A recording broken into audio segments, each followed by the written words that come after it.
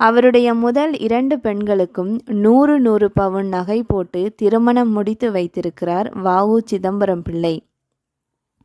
அவர் இறந்த பின்னரும் அடுத்த 2 மகள்களுக்கும் 50 பவுன் நகை போட்டு திருமணம் முடித்து வைத்திருக்கிறார் அவரது மனைவி.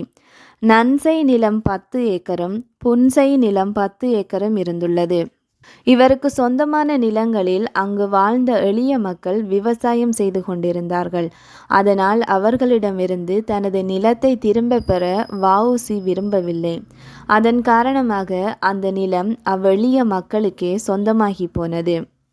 வக்கீல் தொழிலை பறித்து திருநெல்வேலி ஜில்லாவுக்குள் வ.உ.சி. நுழையக்கூடாது என பிரிட்டிஷ் அரசாங்கம் தடை விதித்ததை அடுத்து அங்கு வருவதை நிறுத்தி கொண்டார் வ.உ.சி. அதன் பின்னர் சென்னைக்கு செல்கிறார் வ.உ.சி. வ.உ.சி. மிகவும் சிறிய வீட்டில், அதுவும் வாடகை வீட்டில்தான் இருந்துள்ளார். சென்னை சென்ற வ.உ.சி. தொழிலாளர்களுக்கு தொழிற்சங்கம் அமைக்க உதவி செய்தார். மாலை நேரத்தில் குழந்தைகளுக்கு திருக்குறள் சொல்லிக் கொடுத்தார். ராஜாஜியும் வ.உ.சி.யிடம் திருக்குறள் கற்றுக்கொள்ள சென்றிருக்கிறார். இதன் மூலம் தமிழ் பணியும் ஆற்றினார் வ.உ.சி.